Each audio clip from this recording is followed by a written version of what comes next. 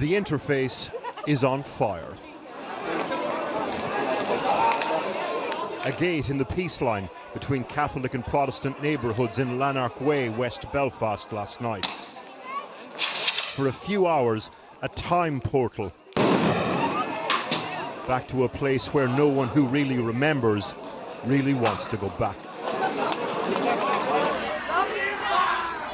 The trouble started at about 5 p.m. in the Loyalist Shankill Road end. Hundreds of mainly young people started showing up. Then a flashpoint. The driver of a bus was ordered to get out. There were thankfully no passengers on board. The bus started to roll down the hill, then this.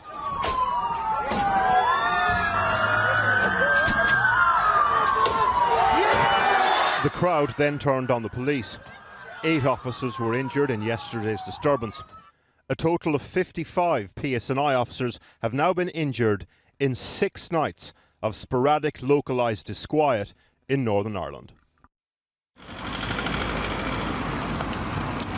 So we're here on the Shankill Road. It's about 10 o'clock at night. This is what's left of that bus. Just at the end of this road to our left is Lanark Gate, one of the gates on the peace line.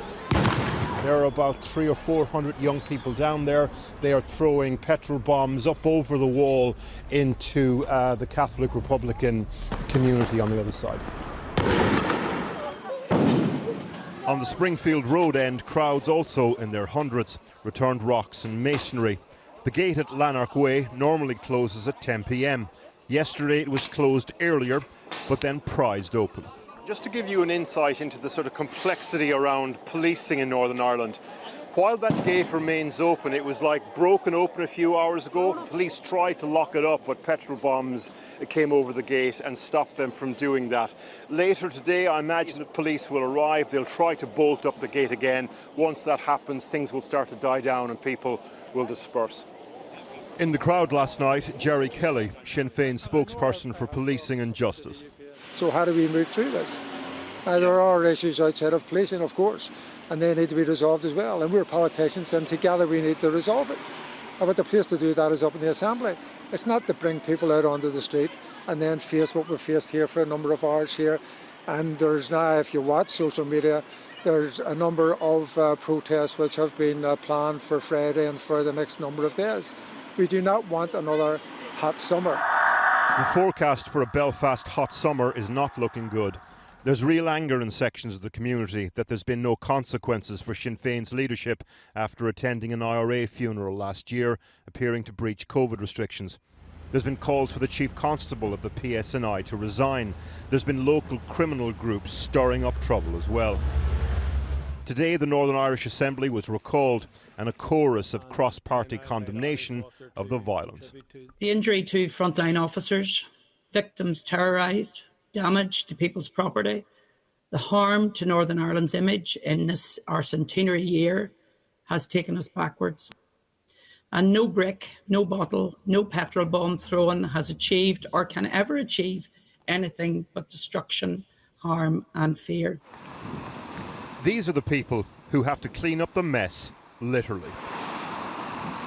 A local unionist councillor, a clergyman and a youth worker on the Clockfern roundabout, Newton Abbey, where violence broke out at the weekend. The DUP has painted itself into something of a corner around Brexit. They ended up having to own the Northern Irish Protocol, a trading border down the Irish Sea. And for these men, that's the political backdrop to the current spate of violence. Setting aside the sort of, possible criminal elements to it, what is this about? Ultimately, my opinion is that it's very much based on Boris's betrayal.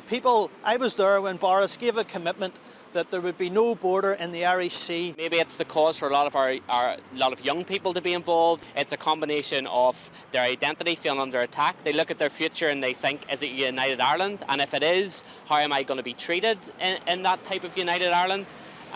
They feel British. They want to remain part of the United Kingdom. The job of untangling a complicated set of grievances is the longer-term project for political leaders here. Trying to stem the violence tonight and over the weekend, a more immediate concern. Well, earlier I spoke to Naomi Long of the Alliance Party. She's the Minister of Justice in Northern Ireland in the executive. And I began by asking her if she saw this as a law and order issue or a political problem. Well, I think it's both. I think that it started as a political problem. It has evolved into a challenge to the rule of law in Northern Ireland. And I think we need to find political solutions in order to actually find resolution. There is no point us engaging in empty condemnation unless we actually deal with the fundamental issues that have driven it in this direction. What are the fundamental issues?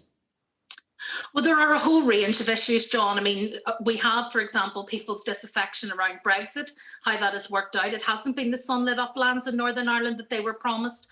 And I think they feel very much that they have been let down by government. I think people are angry because of Republican funerals and how those have taken place during a time of COVID. And there are a whole host of other issues and disaffection. But I think that particularly at the moment, whilst all of those issues are relevant, I think that at times politicians have failed to show the kind of calm leadership that is required when we face these challenges as part of the wider context. And so it's important, I think, now that as politicians we try to work together and pull together to find solutions to problems rather than simply analysing where the difficulties lie. But it is clearly a loyalist community issue, is it not? I mean, they obviously feel to some extent sidelined and betrayed. And yet at the same time, a lot of the rioters actually just look like fairly young, not particularly politically motivated characters. Well, I mean, some of the children, and they are children who have been involved in this, are as young as 12 and 13. The appalling part of it for me is that they are surrounded by adults old enough to be their parents and old enough to know better, who are cheering them on and goading them into engaging in this violence. To me, that is child abuse, pure and simple, and it needs to stop. Undoubtedly, there are issues in communities that need to be addressed, but none of that excuses the violence. And I have to say that those 12-year-olds aren't there because of the finer outworkings of the protocol or because they have issues with the COVID regulations. The issues for those young people are that the community around them are using them as cannon fodder in a battle that they want to fight. And they're often also very vulnerable to malign influence from paramilitary organisations who are dealing drugs in those communities and doing untold harm. The PSNI, our police service here, have been having a lot of success in terms of breaking up some of that paramilitary organisation and some of those criminal gangs. And I think that that is in part too a contributory factor to why they're now using young people as a battering ram against the police. Finally, Minister, we're about to have better weather. The summer is coming. If this doesn't get resolved before that, we're in for a lot of trouble. Well, our summers are often long and hot in the worst possible way, and it's rarely to do with the weather. And we don't need to see that again. I mean, I have spoken to people today who have young children who are concerned that they are being exposed to scenes of violence on the news that I hoped children growing up in Northern Ireland would never see again. That was my backdrop growing up. I never wanted another generation to see it. And it's now incumbent on all of us in political leadership and community leadership, working with the police, working with the legal authorities to ensure that we don't end up in that situation, because it is in no one's interest, least of all those communities in which this violence is taking place.